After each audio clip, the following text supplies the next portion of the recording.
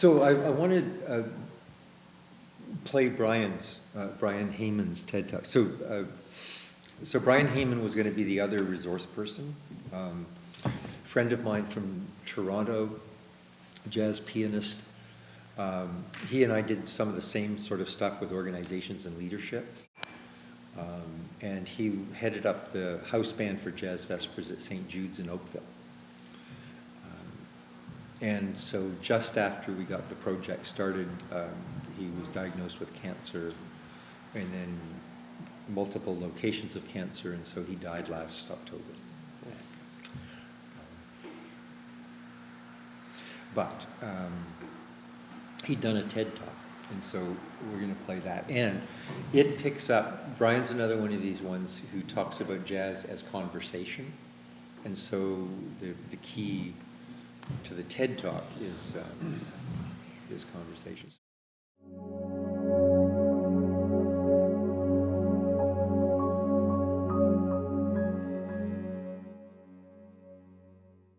Well, here's the thesis. Everything we do in community, because it's community that interests me. I spent a lot of time in organizations that made light bulbs and nails and aircraft engines and whatnot. I'm less interested in them now because they do all that kind of stuff pretty well, but I've become interested in communities. And what is important about communities, about the thing we do together, everything we do together is grounded in and sustained by conversation. You know, that's kind of where it starts, and that's how it's maintained. And so I become interested in the relationship between conversation and communities, what kinds of communities we have among ourselves. Now, I'm going to talk about a particular kind of conversation. I'm not talking about the kinds of conversations that are just transactional or we exchange information. The kind of conversation I had with the guys over here that told them that, yes, the gig was at 7:30 a.m., and which is unusual for jazzers. What to wear, to dress in black, and roughly what the event was about. And roughly is as close as we ever get with this thing, you know. And so that was that. So it isn't that kind of conversation. It's not the kind of conversation that's involved in advocacy, you know, where somebody's trying to make points and trying to get their way and whatnot. The worst example of which would be question period, you know. And where people are really behaving badly there. What we're interested in is the kind of conversation that is transformative, the kind of conversation that takes you somewhere where you've never been before, you know, the kind of one that surprises you. And so in effect, it's about an act of reimagining. So I never thought of that way before. You know, what's the process that goes on when we're having that kind of conversation? Well, as it happens, that's what jazz does. Every performance of jazz is an act of reimagining, you know.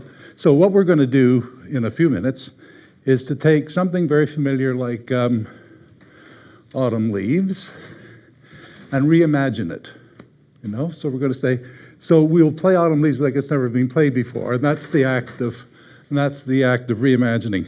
The community that I know best, well, I know fairly well, is the jazz community. And it's an astonishing community because I was thinking about it a while ago because I was doing some writing. It began a little over 100 years ago in the Mississippi Delta. And in that 100 years, it's gone global, which is an astonishing thing. It's everywhere. And just to check, it was funny because I was wondering about that, whether that was too grand a claim to make. So I thought of something remote, something exotic, and I thought of Ulaanbaatar. That's romantic, it's, you know, exotic. So I put Ulaanbaatar plus jazz into Google, the gospel according to Google, and up popped the Giant Steps of Jazz Festival. The Giant Steps, it's sponsored by Jazz Mongolia to promote jazz. So it's gone everywhere. And it's gotten there one musical conversation at a time.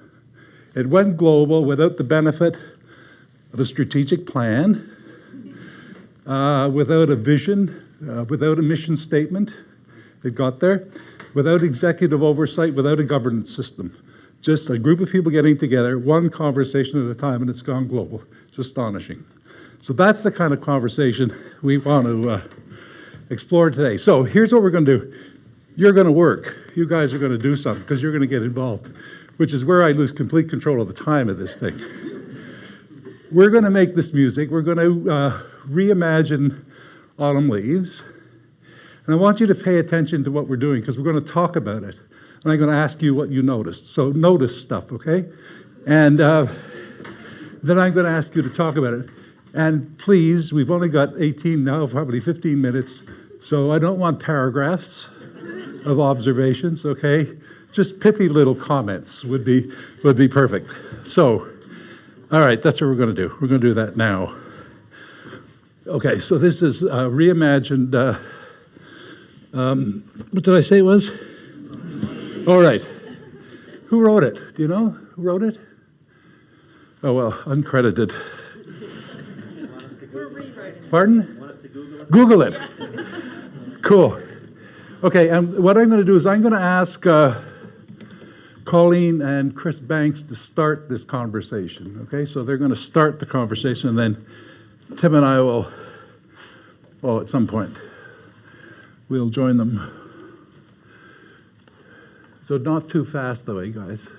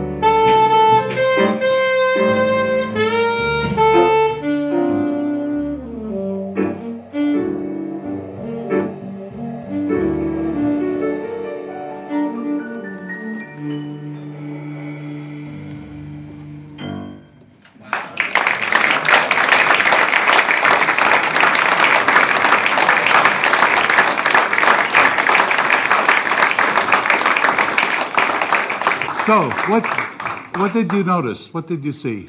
What was going on? Yes? There were different themes and developments, like hesitancy and then boldness, and soft and then bouncy, and kind of a different thematic development. Okay. You noticed the hesitancy, eh? Yeah. Cool. Yeah, and that was coming from, where do you imagine that was coming from? Well, from each other. I think somebody had to start, and then you started to kind of listen to each other and then respond, like it's a dialogue. Yeah. Yeah, see, that's one of the really cool things that you learn in jazz is that the best solos, and there kind of were, are never monologues. You know, so in conversation, the best ones are always, they're always attentive to what else is going on around you, you know? What else? Yes? You know, the autumn leaves, the actual piece, basically stayed under the surface. Yeah. The same chord progression and key, etc., some of the same phrasing, but it was completely different. It made its own piece and really allowed each of the musicians to shine in their own way. And we didn't plan this, did we? Eh? No. No, you and I, no. No. Yeah. No, but that's right, because there is a pattern, there is the chord structure. Eh? I mean, Charlie Mingus said, you can't improvise about nothing, man. You got to improvise about something, you know? And so it's, even if it's wondering about what the leaf season's going to be like, it's about that, you know, not about something else. Yeah, so that's right. So it's about something, and there's a pattern. We did one of these gigs for a palliative care congress in Montreal a number of years ago, and the guy who organized it, Balfour Mount, is a father of palliative care in Canada. He's a cool, really cool guy. And he said, I know jazz is about listening, and we got to get better at listening. That's why I want you guys to come and do this thing. And he said something wonderful. He said, he paraphrased when he was doing the benediction at the end. He said, if you can't listen, you can't connect. He picked that up. He said, and if you can't connect, you can't heal. Isn't that lovely, eh? So healing is part of that business of being listened to and being healed in the process, yeah. Yep. It felt like it wasn't should-driven, it was enjoyment-driven. Yeah, yeah. See, that's why it went global, because it didn't have a should about it, eh? If we'd said we got to go global, then we'd have screwed up, eh? It would have just died in Chicago probably or something. Yeah. If somebody makes quote a mistake, you know, it's a joke in jazz, right? Yeah. It's improv, right? I mean, what happens is you don't stop and correct. No, that's what chromatic chords are for. That's what chromatic scales are for. Yeah, just keep going. Or you keep repeating it, like you had it in mind all the time. Yeah. Yeah. So I've heard other people talk about curiosity. That ultimately is that's the center of the thing. That's what keeps that conversation going, is the curiosity. If we went back there, where would it go from here? Do you know what I mean? And it's that curiosity that keeps us coming back and doing it, you know. It's not to hear each other say the same thing time after time, you know. I have no idea where we are time-wise. We're done. Okay, I tell you what. We're going to go out. We're going to play something from Sing from Sesame Street, and you can cut this. You can edit this out. But I'd like you guys to just hum along or whistle or whatever you want. Okay? You must be familiar with the tune. Yes. Who wrote it? Who wrote it? I don't know. The grumpy guy. Okay, we'll just play one chorus of this one. Yeah, great. Yeah. We'll just play one chorus. And then you can edit this if you want. But you know, you reckon it. Okay. 1, 2. It's in C, okay? First note's E. 1, 2, 3, 4.